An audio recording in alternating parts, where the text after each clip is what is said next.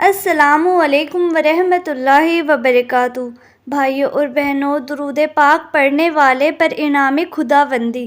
ایک بزرگ رحمۃ اللہ علیہ فرماتے ہیں، میرا ایک گنہگار پڑوسی تھا۔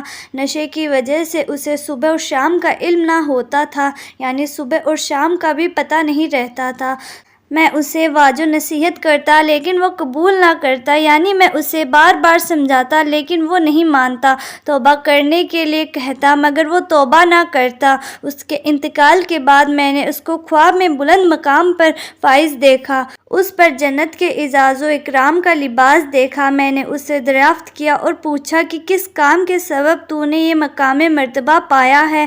تو اس نے مجھے جواب دیا کہ میں ایک دن محفل ذکر میں حاضر ہوا تو میں نے ایک محدث یعنی حدیث بیان کرنے والے کو کہتے ہوئے سنا کہ جس شخص نے حضور نبی کریم صلی اللہ تعالی علیہ وسلم پر بلند آواز سے درود پاک پڑھا، اس کے لیے جنت لازم ہو گئی۔ اور پھر انہوں نے پیارے پیارے آقا مدینے والے مصطفیٰ صلی اللہ تعالی علیہ وسلم پر بآواز بلند درود پاک پڑھا۔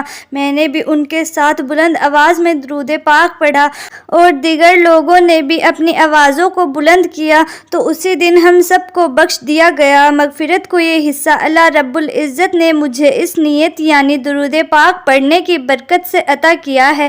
بھائیوں اور بہنوں، اسی طرح کا ایک اور واقعہ سرکار دو عالم صلی اللہ تعالی علیہ وسلم پر درود پاک پڑھنے کے فضائل میں بیان کیا گیا ہے۔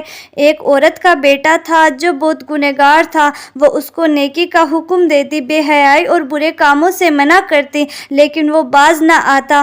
آخرکار تقدیر اس پر غالب آئی اور وہ گناہوں کی حالت میں مر گیا۔ اس کی ماں کو بہت صدمہ ہوا کہ اس کا بیٹا بغیر توبہ کیے مر گیا۔ اس نے تمنا کی کہ اسے خواب میں دیکھے۔ ایک دفعہ اس نے خواب میں اپنے بیٹے کو عذاب میں مبتلا دیکھا تو وہ بہت غمگین ہو گئی۔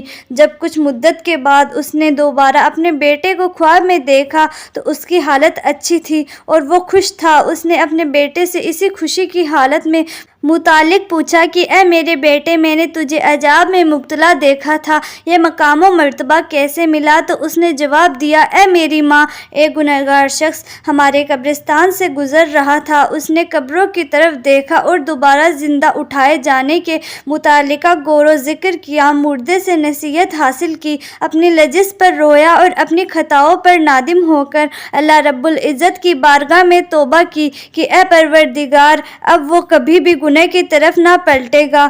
تو اس کی توبہ سے آسمان کے فرشتے بہت خوش ہوئے اور کہنے لگے، سبحان اللہ، اس شخص نے اپنے رب کے ساتھ کیا ہی خوب صلح کی ہے۔ جب اس نے سچی توبہ کر لی ہے تو اللہ رب العزت نے اس کی توبہ قبول فرما لی ہے۔ پھر اس نے کچھ قرآن حکیم پڑھا اور حضور نبی کریم صلی اللہ تعالی علیہ وسلم پر 20 مرتبہ درود پاک پڑھا اور اس کا جواب ہم سب قبرستان والوں کو پہنچایا۔ اس کا ثواب ہم پر تقسیم کیا گیا تو مجھے بھی اس سے بھلائی ملی، جس کے سبب اللہ رب العزت نے مجھے بخش دیا اور مجھے وہ مقام عطا کیا گیا جو آپ ملاحظہ فرما رہی ہیں۔ امی جان، یاد رکھیے، حضور نبی کریم صلی اللہ تعالی علیہ وسلم پر درود پاک پڑھنا دلوں کا نور، گناہوں کا کفارہ ہے اور زندہ اور مردوں کے لیے رحمت ہے۔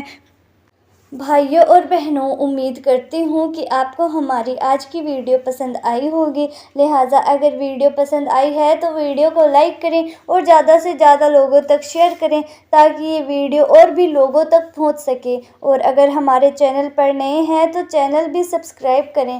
ہم ہر روز آپ کے لیے ایسی ہی معلوماتی ویڈیوز لے کر آتے رہتے ہیں، تو پھر جلد ہی ملتے ہیں ایسی ہی نئی ویڈیو کے ساتھ۔ تب تک کے لیے خدا حافظ۔